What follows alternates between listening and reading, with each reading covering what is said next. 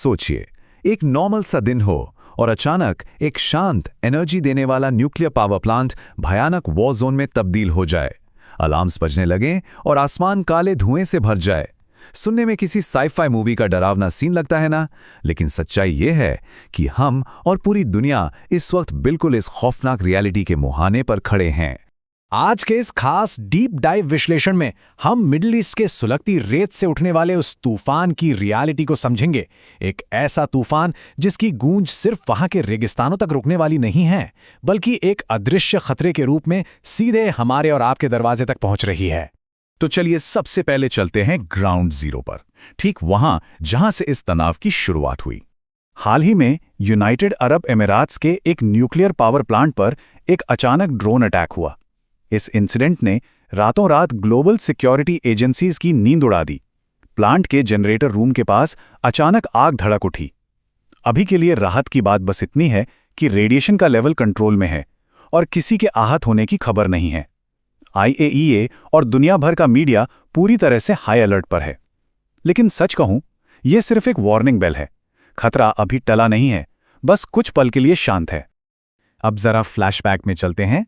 हमले से ठीक पहले के उन रहस्यमयी इशारों पर नजर डालते हैं जो पहले से किसी बहुत बड़े तूफान का सिग्नल दे रहे थे। इस अटैक की टाइमिंग अपने आप में कई रोंगटे खड़े कर देने वाले सवाल पैदा करती है। अटैक से ठीक पहले अमेरिका के पूर्व राष्ट्रपति डोनाल्ड ट्रंप ने सोशल मीडिया पर एक बहुत ही क्रिप्टिक पोस्ट किया था। उन्होंने लिखा, "इट वॉज द काम बिफोर द स्टॉर्म", यानी ये तूफान से पहले की शांति थी। बैकग्राउंड में US नेवी के जहाज और ईरान के झंडे थे। तो क्या ये आने वाली किसी भारी तबाही का एक क्लियर सिग्नल था, या फिर एक नए भयानक युद्ध को शुरू करने का ट्रिगर पॉइंट? लेकिन यहां सबसे बड़ा और डरावना सवाल यह है कि इसका असर आखिर हमारी तरफ कैसे आएगा। आइए इस रिपल इफेक्ट और उस इनविजिबल खतरे को समझते हैं जो इंडिया पर मंडरा रहा है। देखिए, ये सिर्फ जियोपॉलिटिक्स या तेल की कीमतें बढ़ने का मुद्दा नहीं है। जरा इस जियोग्राफिकल रास्ते को ध्यान से समझिए। अगर पर्शियन गल्फ में किसी भी एक्टिव न्यूक्लियर प्लांट पर बड़ा हमला होता है, तो वहां से निकलने वाली रेडियो एक्टिव राख यानी न्यूक्लियर फॉलआउट कहां जाएगी?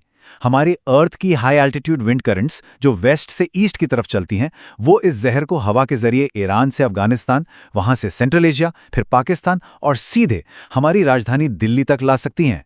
एक साइलेंट किलर जो हजारों किलोमीटर का सफर हवा में आसानी से तय कर सकता है। और जब ये रेडियो एक्टिव जहर यहां पहुंचेगा तो क्या होगा? आसमान से नॉर्मल बारिश नहीं, बल्कि एसिड रेन गिरेगी। हमारे खेत और एग्रीकल्चर सेक्टर पूरी तरह बंजर हो जाएंगे, जिसका असर आने वाली सदियों तक दिखेगा। इंसानी सेहत पर इसके कॉन्सिक्वेंसेस इतने भयानक होंगे कि शायद हमें एक बार फिर से फोर्स किया जाए कि हम अपने घरों में पूरी तरह बंद हो जाएं। एक ऐसा खौफनाक लॉकडाउन जो कोविड से भी ज्यादा डरावना होगा, क्योंकि तब बाहर की हवा में सांस लेना ही जानलेवा बन जाएगा। और ये बात याद रखने वाली है कि ये जहरीली हवा हमारे यहां पहुंचने से पहले उस जगह को कंप्लीटली राख कर चुकी होगी जहां से ये शुरू हुई थी। दुबई और आबू धाबी जैसे चमचमाते ग्लोबल हब्स, जिन्हें दुनिया के सबसे आलीशान शहरों में गिना जाता है, वो रातों रात खाक में मिल सकते हैं। एक बड़ा न्यूक्लियर फॉलआउट वहां की पूरी इकोनॉमी और चकाचौंध को ताश के पत्तों की तरह बिखेर देगा। इस पूरी तबाही को रोकने का अब बस एक ही रास्ता बचा है, और वो है कूटनीति यानी डिप्लोमेसी। लेकिन यहां सबसे बड़ा जियोपॉलिटिकल गतिरोध बना हुआ है। अमेरिका और ईरान के बीच की डिप्लोमैटिक खाई इतनी गहरी हो चुकी है कि इसे कवर करना ऑलमोस्ट इम्पॉसिबल लग रहा है। दोनों ही देशों की मांगें एक दूसरे से बिल्कुल अपोजिट डायरेक्शन में भाग रही हैं। इस डेडलॉक को आप इस एक एग्जैक्ट फिगर से समझिए, मात्र $1। अमेरिका का स्टैंड इस वक्त इतना ज्यादा स्ट्रिक्ट है कि उन्होंने क्लियर कर दिया है कि युद्ध में हुए नुकसान या किसी भी इंफ्रास्ट्रक्चर की तबाही के लिए ईरान को हर्जाने के तौर पर $1 भी नहीं दिया जाएगा, एक सिंगल डॉलर भी नहीं। ये जीरो कॉम्पेंसेशन वाली पॉलिसी इस पूरे टेंशन को एक एक्सट्रीम पॉइंट पर ले आई है। अगर हम दोनों की मांगों को आमने सामने रखें तो प्रॉब्लम पूरी तरह क्लियर हो जाती है। एक तरफ अमेरिका कह रहा है कि कोई कॉम्पेंसेशन नहीं मिलेगा, जबकि दूसरी तरफ ईरान अपनी तबाही का 100% हर्जाना मांग रहा है। वॉशिंगटन अपने सैंक्शंस बनाए रखना चाहता है और तेहरान की डिमांड है कि इंडिया और जापान को तेल भेजने के लिए उन पर से सारे सैंक्शंस तुरंत हटाए जाएं। अमेरिका चाहता है कि ईरान अपना 400 किलो एनरिच्ड यूरेनियम उन्हें सौंप दे, जबकि ईरान स्ट्रेट ऑफ हॉर्मुज में अपनी पूरी सॉवरेनिटी चाहता है। ये म्यूचुअली एक्सक्लूसिव मांगे किसी भी पीस डील को कंप्लीटली ब्लॉक कर रही हैं।